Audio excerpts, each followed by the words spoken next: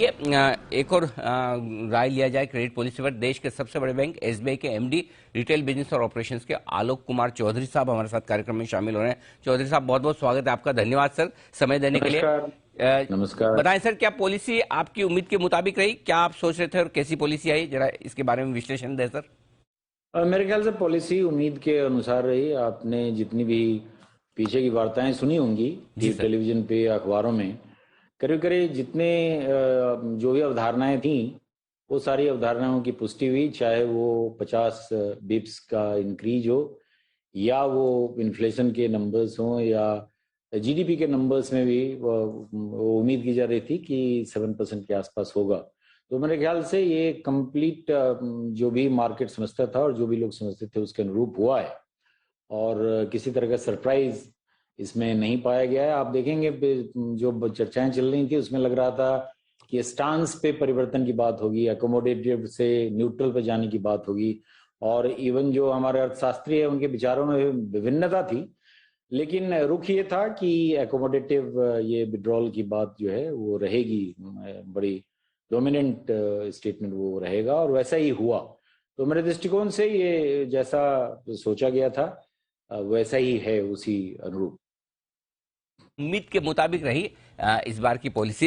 लेकिन चौधरी साहब, ये बताएं कि ब्याज दरों में जो अब तक बढ़ोतरी हुई है और अब ये वाली और ½ %, कितनी ब्याज दरें ऑलरेडी बढ़ाकर आप पास ऑन कर चुके हैं, और साथ ही डिपॉजिट्स पर किस तरह का बढ़ोतरी हुई है, इन दोनों के बारे में एक राय दें।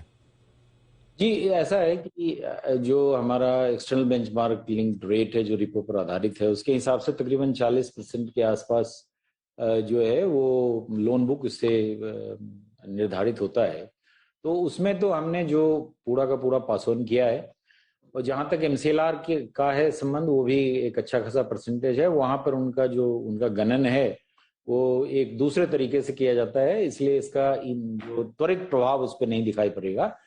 परंतु जो डिपॉजिट रेट्स हैं उस पर भी तेजी आई है। आप देखेंगे कि जो टर्म डिपॉजिट की रेट है, मियादी ब्याज दरें, उसमें भी रिटेल के ग्राहकों के लिए भी वृद्धि हुई है।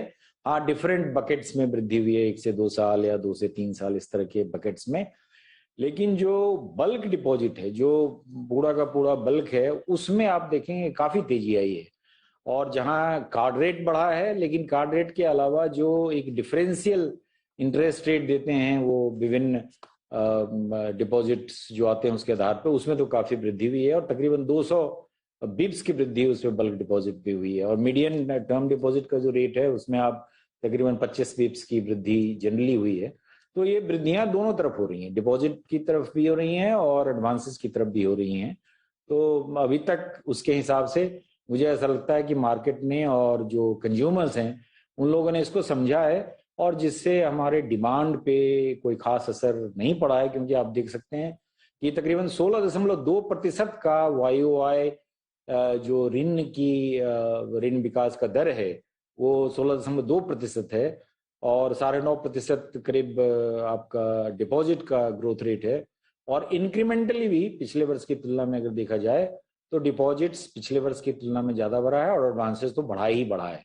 तो ये जो 50 बिप्स का इंक्रीज होगा, मुझे ऐसा लगता है कि मांग में चूंकि सुधार है, इस मांग में सुधार है, इसकी वजह से मुझे लगता है कि ये भी एब्जॉर्ब कर लिया जाएगा। और खास के अभी जब ये उत्सव और त्योहारों का समय है, तो इसमें तो निश्चित रूप से ये कोई बहुत डिमांड पर किसी तरह की मंदी बैंक के लोन के डिमांड पे मुझे दिखाई नहीं पड़ रही है। वर्तमान में जो ग्राउंड से मेरा जुड़ाव है, उससे जो मैं अंक देख रहा हूँ, उसके आधार पर मैं आपको ये बयान दे रहा हूँ। बिल्कुल ठीक बात है सर। आप क्योंकि देखते भी रिटेल बिजनेस है एसबीआई में सारा आपके पास में, तो आपको एकदम पल्स है। लेकिन इंटरेस्टिंग चीज साथ में आपने ये भी कही कि ये जो त्योहारों की डिमांड है, त्योहारों को सीजन खत्म होने के बाद क्या, क्योंकि जिस तरह से तेजी से ब्याज दरें बढ़ी हैं लगभग 2% की, तो क्या उसके बाद आपके पास जो कर्ज लेने के लिए लोग आते हैं उसकी जो ग्रोथ है उसमें कमी आएगी सर?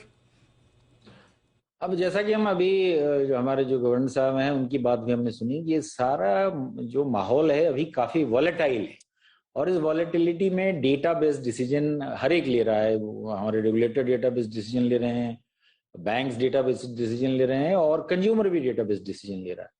तो जो अभी जिस तरह से इन्फ्लेशन के घटने की संभावना दिखाई जा रही है, और आने वाले क्वार्टर्स में और अगले साल में वो 5 के आसपास का इन्फ्लेशन देखा जा रहा है। तो मुझे लगता है कि अगर बाहरी दुनिया में भी जिस तरह का संकुचन हो रहा है रेट में, उस संकुचन में भी अगर कुछ सुधार आएगा और जो आ सकता है इन्फ्लेशन का सुधार या अन्य जो कंट्रीज हैं वहां पे भी सुधार आ सकता है, तो हमें उसके लिए रुकना पड़ेगा और शायद इस तरह का फॉरवर्ड गाइडेंस अगले क्वार्टर के लिए अभी हम ना ही दें तो प्रोबेबली ठीक रहेगा, और देखते हैं कि क्या होता है इसके बाद। ओके, तो ये है आपके लिए पूरा का पूरा क्रेडिट ग्रोथ को लेकर आगे का आउटलुक। बहुत बहुत धन्यवाद चौधरी साहब समय देने के लिए। धन्यवाद देंगे हम साहब को भी। जी सर।